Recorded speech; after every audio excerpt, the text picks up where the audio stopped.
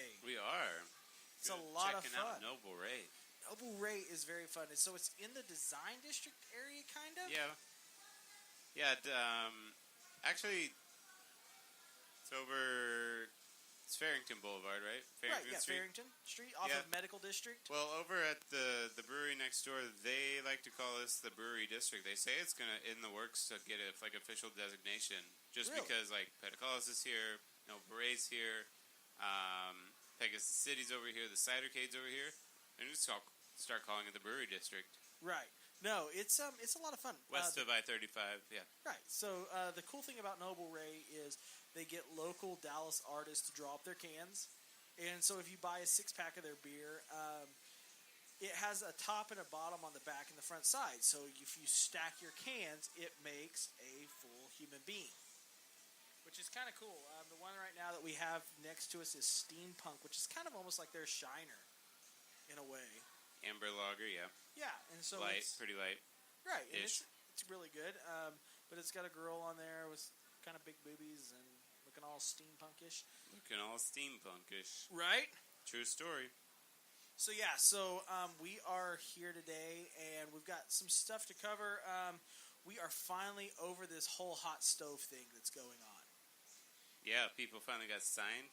Yeah, Lance Lynn, Matt Moustakis.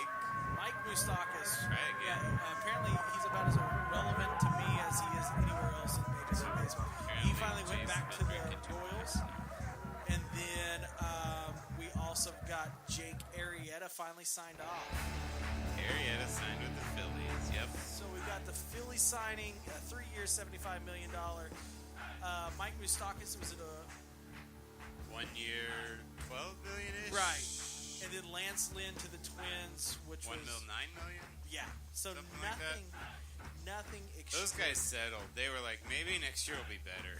Right. And that's the thing with it is, Arrieta, he was looking. He turned down that Cubs offer. Cubs offered him something before they offered Darvish, and it didn't happen. Also, minor league baseball decides to adopt the extra inning runner format, which will be something we cover. And then just a little TMZ news here for us in a way. Aaron Judge pissed off MLB this past week by having a conversation with Manny Machado. Manny Machado, which is finishing up his last year of his contract with the Orioles, said...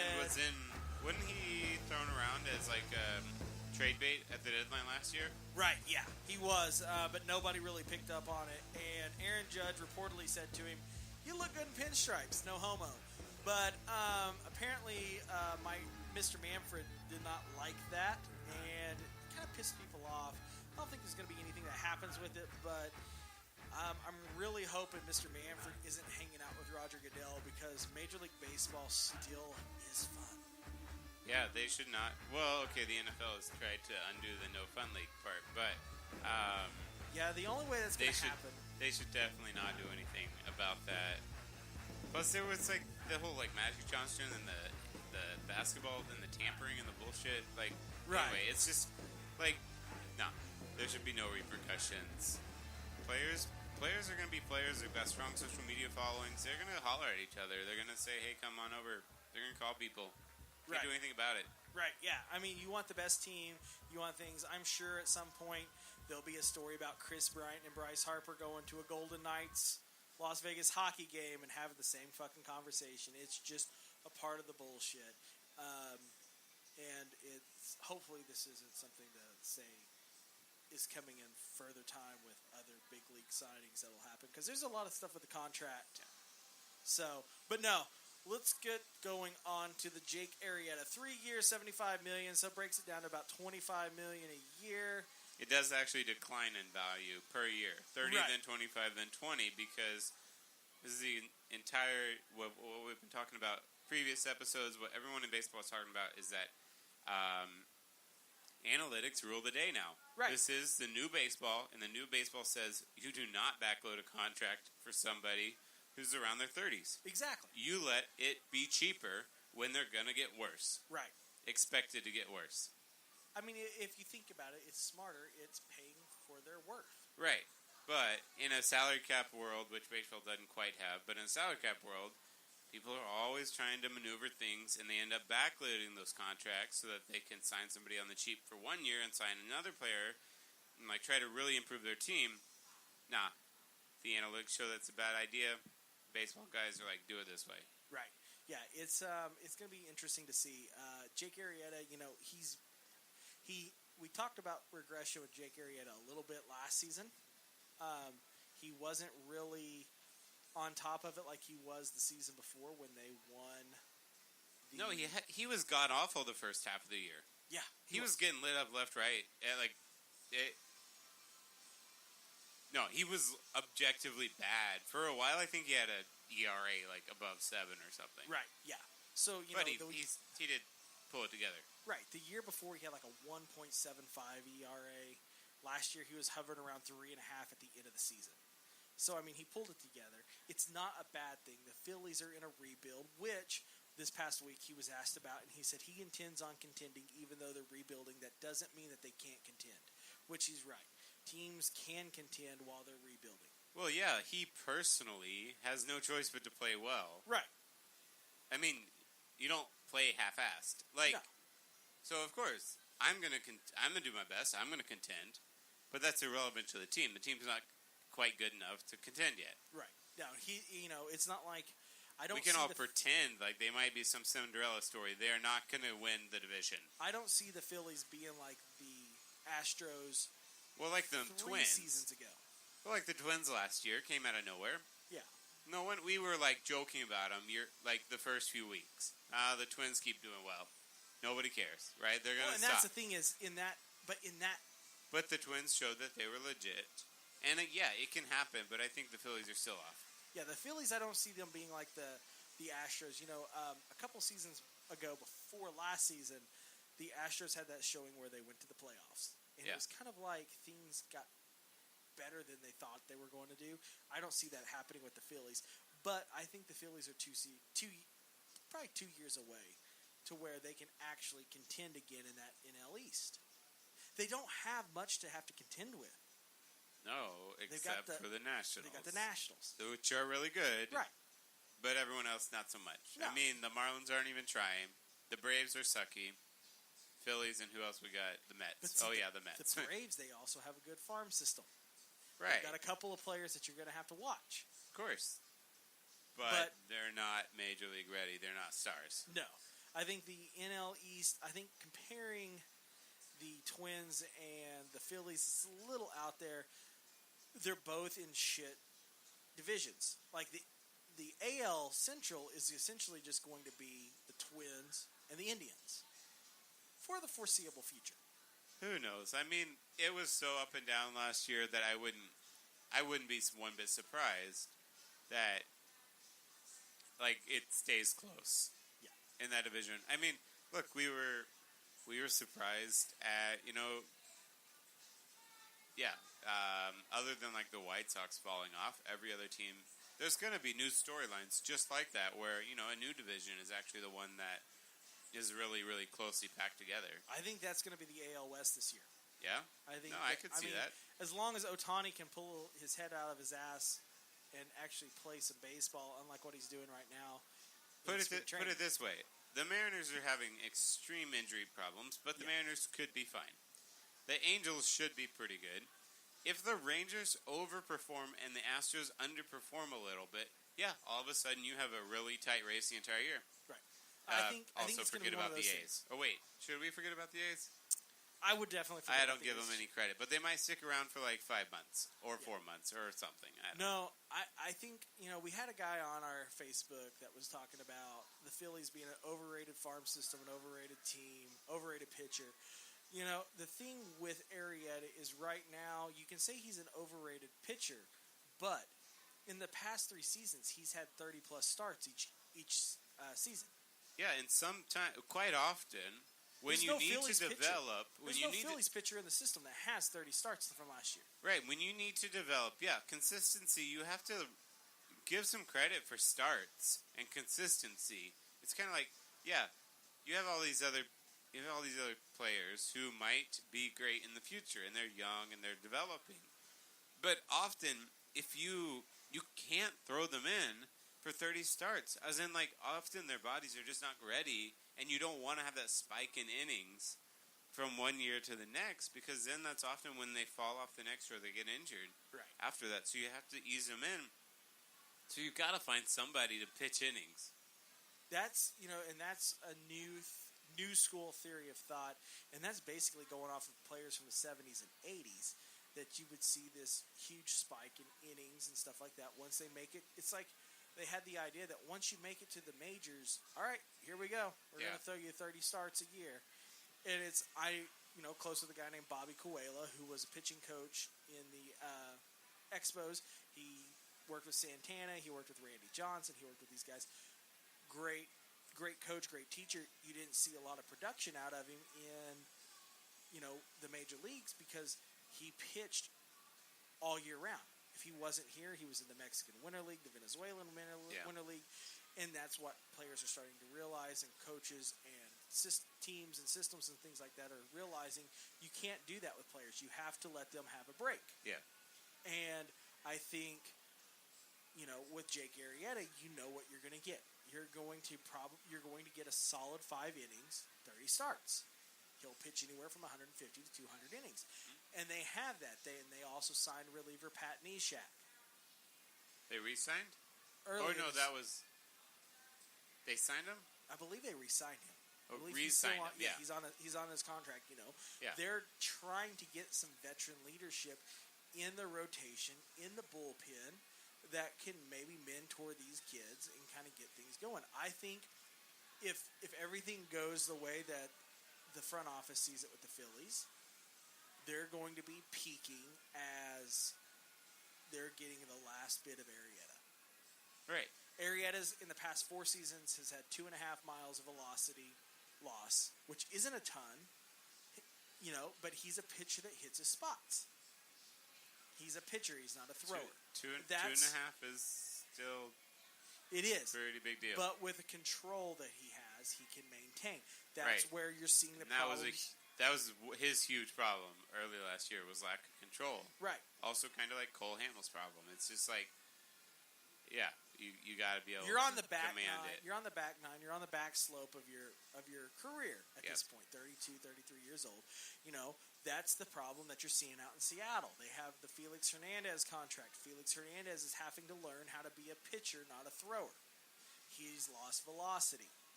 And I think players like Cole Hamels and players like Jake Arrieta, who have a better grasp on things, unlike Felix Hernandez, who's like, I'm going to wear my hat to the side, I'm going to come out, and I'm going to blow the ball by you.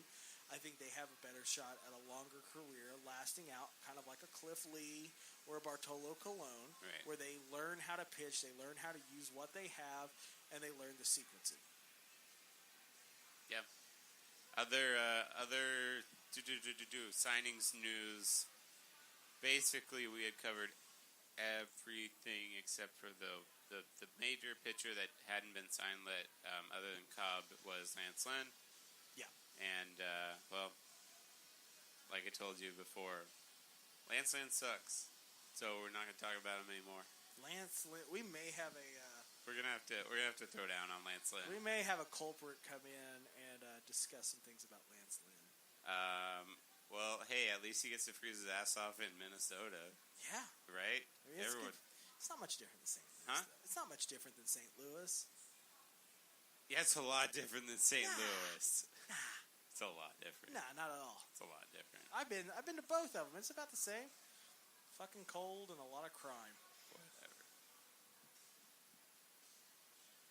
Well, now we are back to, the Jake Arrieta signing. We had Moustakas.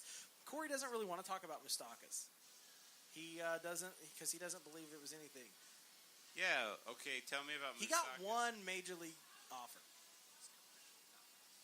He's got one major league offer, and he hit 38 home runs. He hit a franchise record, 38 home runs. But how old is he? Early 30s at the most.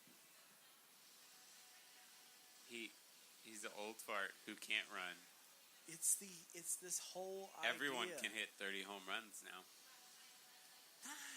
Anybody can hit 30 home runs. Even Rougned Odor could practically hit 30 home runs in a just bad year. It's his position that he's playing. It's shored up. Like, everybody that needed third base help, they found it. Yep. So, mostly I just don't care about the Royals anymore. Never had, never will. Exactly. But what you guys should do right now is you should care about Mitchell Bat Company. Mitchell Bat Company has a sale going on right now. Spring training bats, $175. They're originally $250 to $300. So check them out. MitchellBatco.com. Also check out Billy Creek Bats. They do a lot of custom work with different designs and stuff, especially for you people out there have kids on select teams. They've got trophy bats, things like that. They start out at $75. It's a good buy.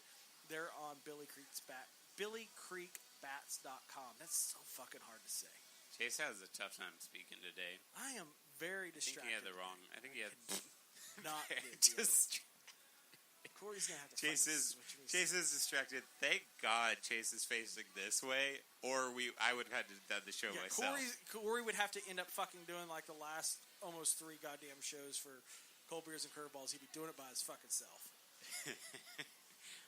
Let's get into the baseball rule changes. Yeah. Minor league games are going to start their 10th innings with a runner on second base. Right. Now, the runner is whoever was the last out in the 9th inning.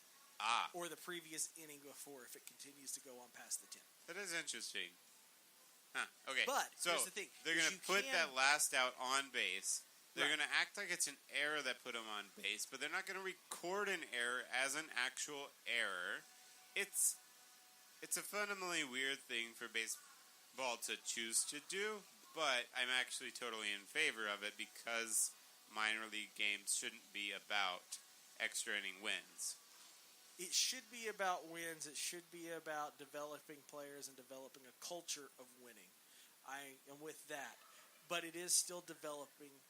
But they were talking to John Daniels on the radio about this in particular, and he was like, "Absolutely, I love this because minor league has a system that they want everyone to follow. Everyone's on their development schedules. They play a game. They play the game, but it's not about 162 games of winning the World Series. It's about they have different objectives. Right. The objectives is to make your players better, to get in the different situations, and come out better every time, and to learn through the process. So when your system is set up to where player pitches today. Well, he's going to pitch for 5 or 6 innings. We're going to have this guy pitch. We're going to have this guy pitch. And tomorrow we're ready to have this starter work on some stuff and this starter work on stuff the next time.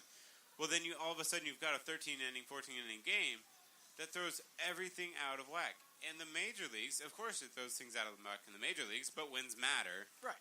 Well, it's just like if you have a game where you've got a 12-run lead in the 4th inning and you're trying to save your bullpen for the next day. That's when you see those position players come in and you get the cool story. It's that. Yeah. That's the thing with spring training in minor league is you do have those moments where you have pitchers that you're working on stuff, and instead of pulling them in the middle of an inning, what the coaches will do is look at each other and be like, we want to call this half of the inning, and they'll call that half of the inning, and they'll end it. It's more about development. It's more practice, more scrimmage-based if you're old school. So this will help wrap up the games faster and, just help keep the games from going longer. It'll promote that developmental mindset that all the minor league teams have, rather than having them screw everything up for one game. Right.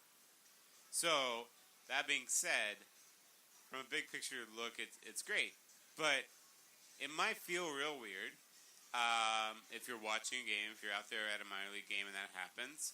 And it's just kind of like, I remember playing baseball when I'm younger, and you don't have enough players, and you use ghost runners. Well, it's kind of like a free ghost runner. Like, did you do the same thing? In our league, if you...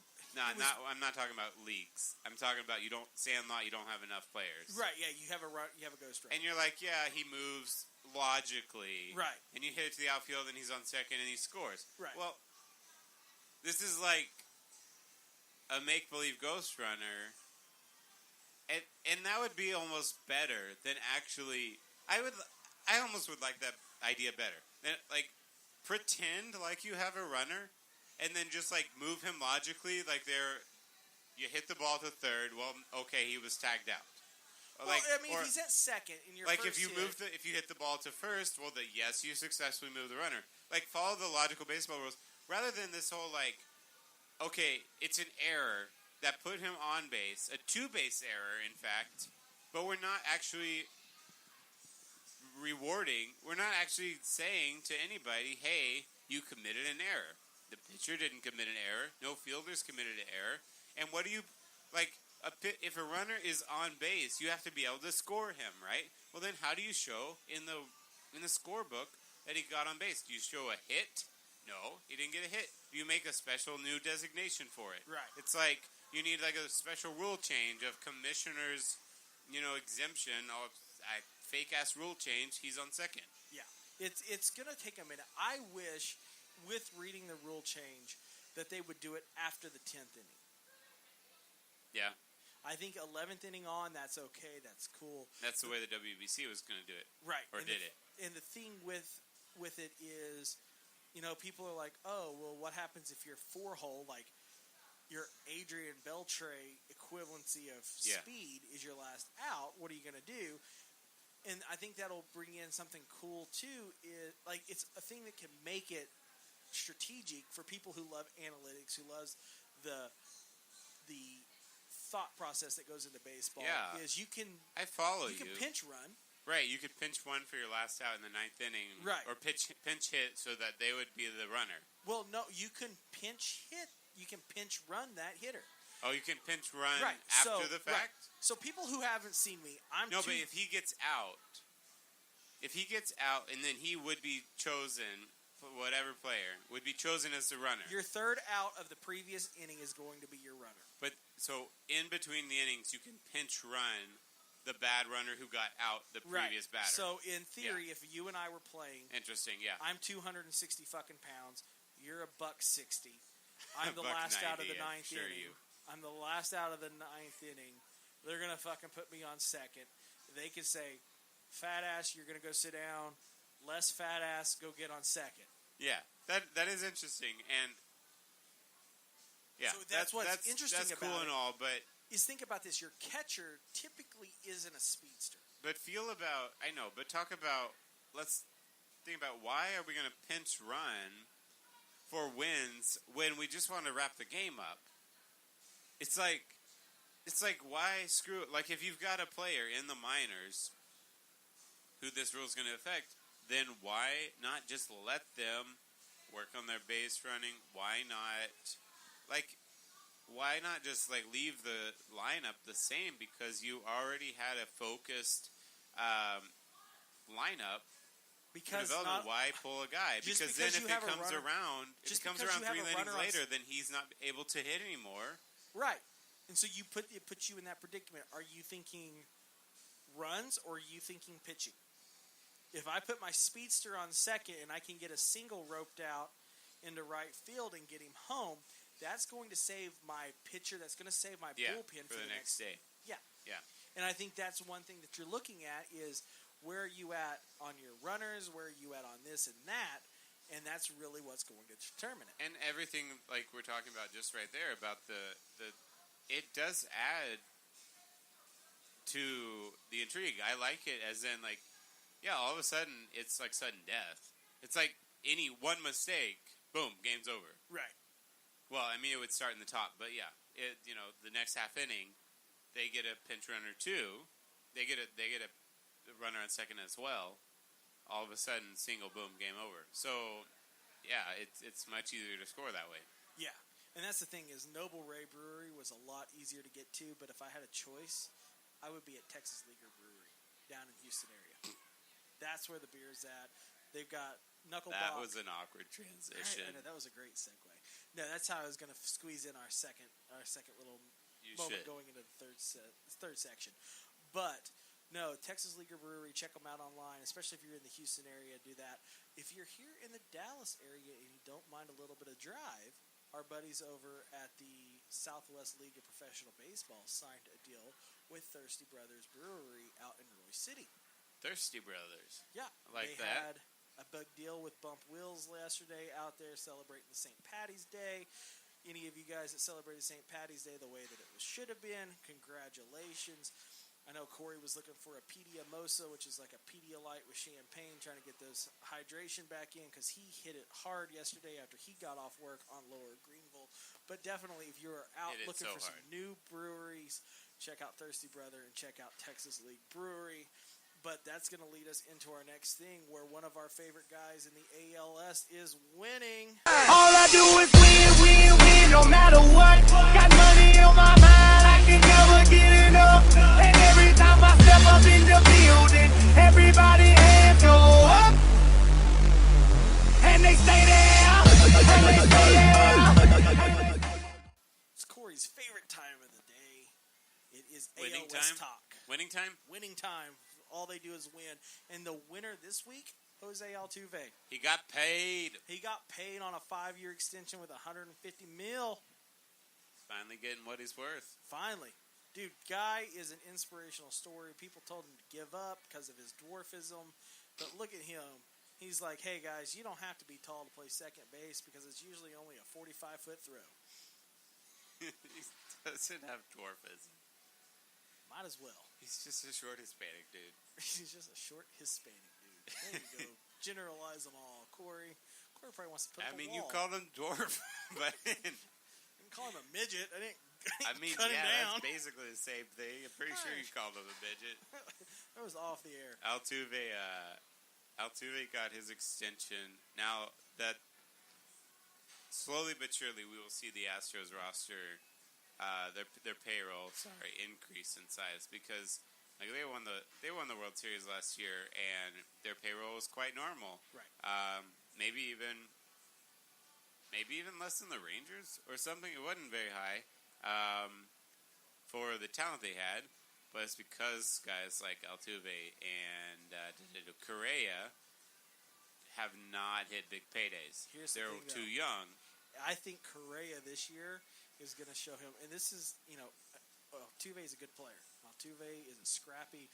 Altuve is Dustin Pedroia 2.0. Altuve had incredible, he was MVP. He's a hit machine. Right.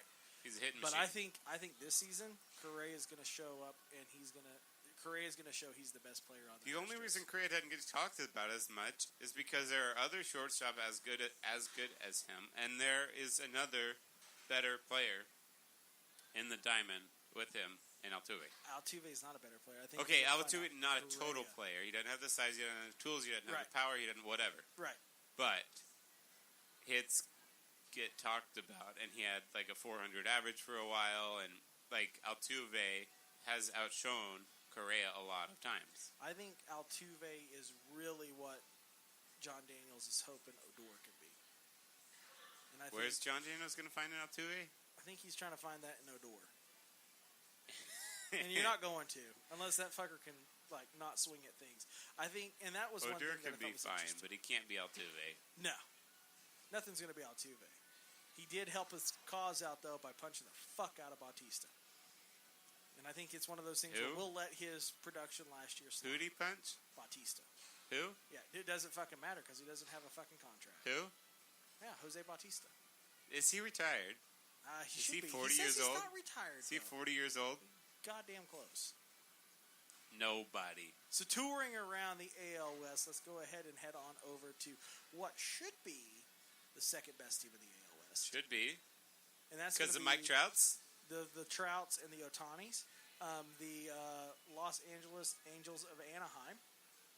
The Shohei Otani show is not looking so Otani as they thought it was because Otani has really been lit up and he can't hit dick. Did you just use Otani as an adjective? Yeah, we're going to use it as a verb. Otani, you can't. Things don't look Otani. I think things are going to get Otani'd.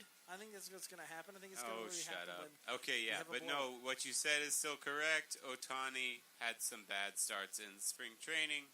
He's had very little bat presence. A lot of things are already being written about how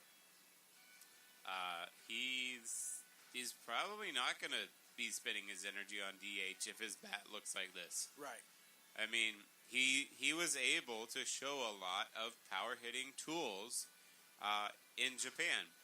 He hasn't showed them. Maybe did he hit a home run though? I think he hit a home run. He did. And I think it's one of those things where we have to also. No, we gotta wait on that power. It's not there yet. It's spring. It's not training. major league level yet. Players come into spring training working on certain things. It's kind of like pitching. You can't judge a pitcher's performance based on spring training because there's some things in early spring training games that they're working on. No, right. We're not judging just the numbers. We're also judging where the ball went. Right. If he got contact on it. Like, all those things, and he just hadn't looked that great. Well, and also his pitching did look good for a few games. He has a nasty curve, kind of a slurve. He has a nasty breaking pitch. He's got a good fastball. But he also had a game where his fastball was only like 92, and he was getting lit up. Well, and he could also, on the 92, be working more on location. When you're working more on location, you're going to bring the velocity down. Because you're going to get that location, you're going to work on the control, and you're going to bring the velocity up. You might be working on location, but it wasn't working and also, because he was getting lit up. I think American hitting and Japanese hitting are also two different things. Yeah, they are. Yeah, and so I don't know if we can. He's judge finding the him some power big on league that. bats. Yeah, he's finding some big league pitching where it's not 88 miles an hour all day, throwing just breaking pitch after breaking pitch.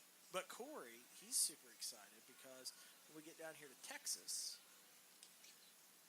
Yeah, we're talking about the Rangers. Right. When we get down here to the good old Arlington, his bromance that he's got going on with Austin Bibbins-Dirks looks like he may be sticking around. Right. Again, this is one of those, results are not guaranteed. But his pitching performance has been quite top-notch this spring. One Austin Bibbins-Dirks of Sidearm Nation fame. Yes. No, but so he's been doing good. What else happened in the Rangers minor league system? Brett Nicholas got sent down, whatever. Yeah. What happened Brett Nicholas last week? got put on waivers. Yes, and he cleared. And he came back. So that's a good sign.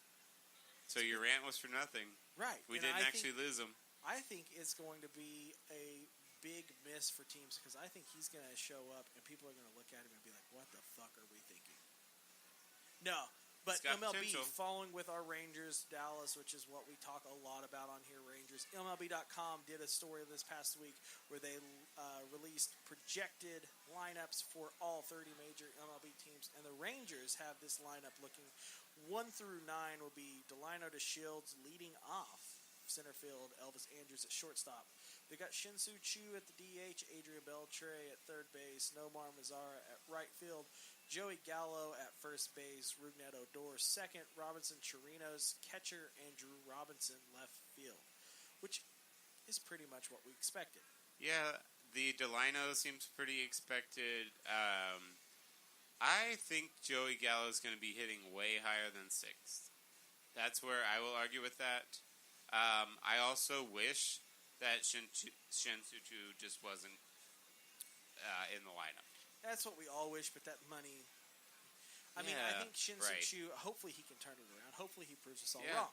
Here's where the interesting... But just like give him a few months. When he gets injured a few weeks later, then we'll have the lineup that we suspected. Here is a little bit of a younger youth movement, but the whole Shin-Soo Choo at third just does not sit right with me. Yeah. He's not the prime hitter. No. And putting him in front of Beltre, it's great, but I mean, he didn't really have the wheels anymore either. He's quick for an old man. Yeah, he's kind of quick still, but I don't know. I don't like that 3-4 of Choo Beltre. I think it should be, and Mazara, I don't know, if Mazara's having a good year, then he can properly protect Beltre in the lineup.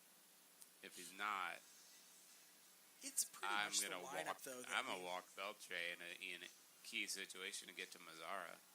Yeah. It's pretty much the lineup we figured would be there. Yeah. Maybe some placing. What gets interesting is the rotation, which it was announced this week. Cole Hamels will be the opening day starter. So you go Cole Hamels, Matt Moore, Mike Minor, Doug Fister, Martin Perez, which Martin Perez threw a minor league game, looked really good. Looks like if he misses a start, it's not going to be that many. They've got the closer listed right now as Alex Claudio. Claudio? Yeah, which I don't see that. He's good in his situation pitching. I mean, I think the Rangers aren't really going to care about, like, defined bullpen roles. But, yeah, sure, call Claudio the closer. But, question, if the most valuable, if the Hartley order comes up in the 8th inning, I bet they're putting Bush in for 2 innings. But that's where I was wondering. They're looking at Bush has been sent down. He's going to, as in sent to the bullpen, so. Where's Bush? I thought Bush was going to be a starter. Nah. What happened here? Yeah, Daniels is like, nah, it ain't working. Dude, it never fucking works. It's never worked. Neftali Feliz, Ogando. Look at those. It never fucking works. You know who got sent down, though? Tebow. I think Tebow got sent down. Our God is greater. Our God is stronger. God, you are higher than any other. Our God is healer. Awesome in power. Our God. Our God.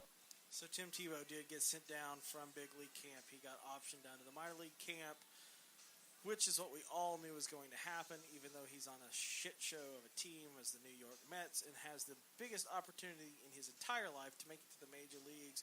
Being on a team like that, the only other team I could see being worth his while would be the Miami Marlins, but even Derek Jeter isn't going to pay the same, equal, or greater salary as the SEC network to keep a player like Tim Tebow on the field.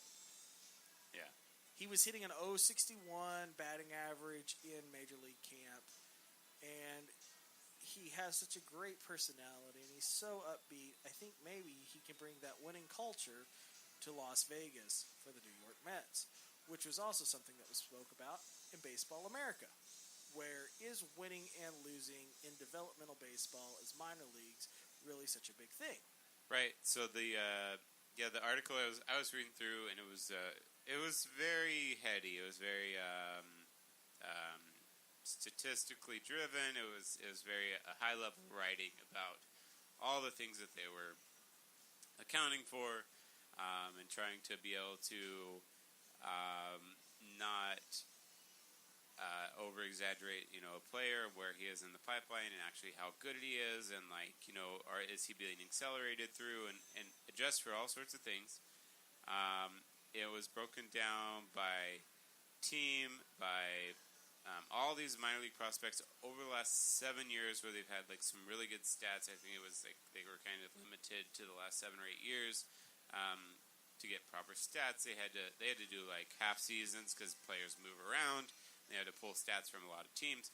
But basically, with all that being said, they found essentially a statistically significant but not huge impact that winning had on minor league players. So they wanted to judge the entire major league career of a prospect, not just their first couple of years.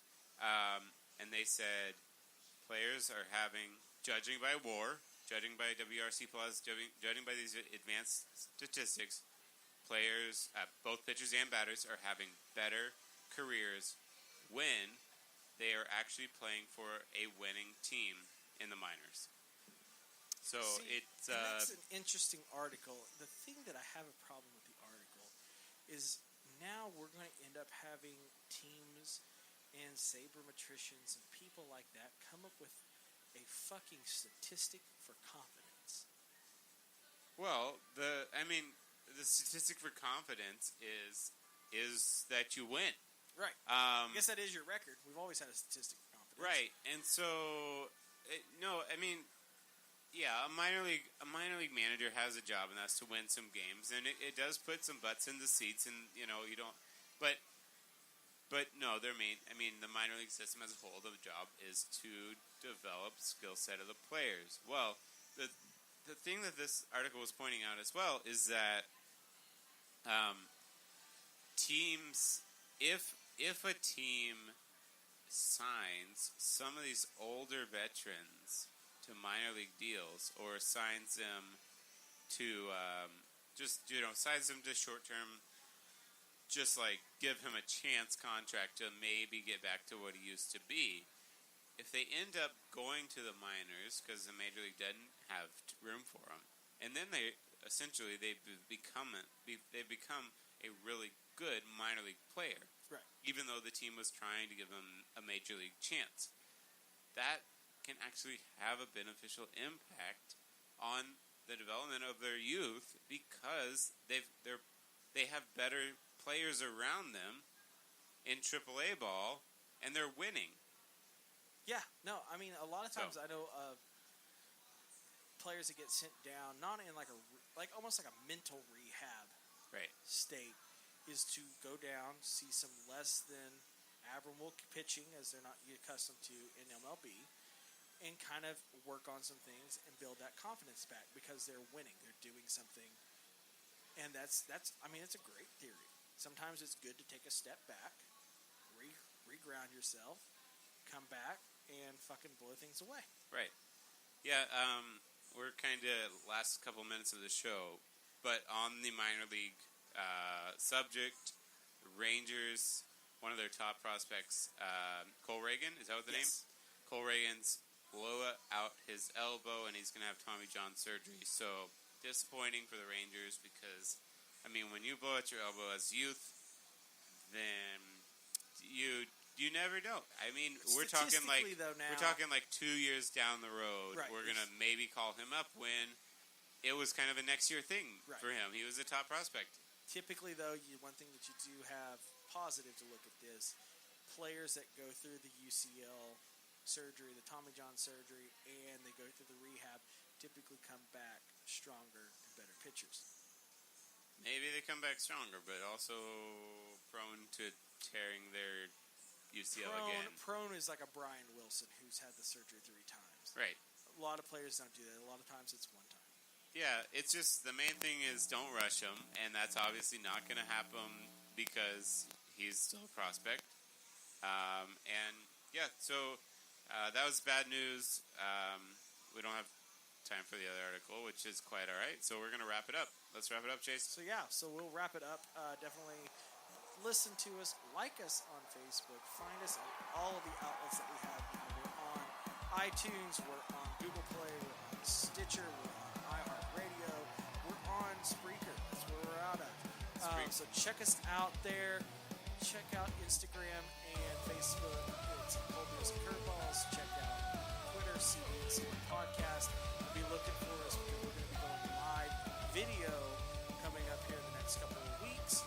So be ready for that. And also, go give us a review on iTunes if you'd like. Right. And get your friends to follow the show, guys. Be checking us out, and we will go from there. Until next time, enjoy some more beer and definitely enjoy some more baseball.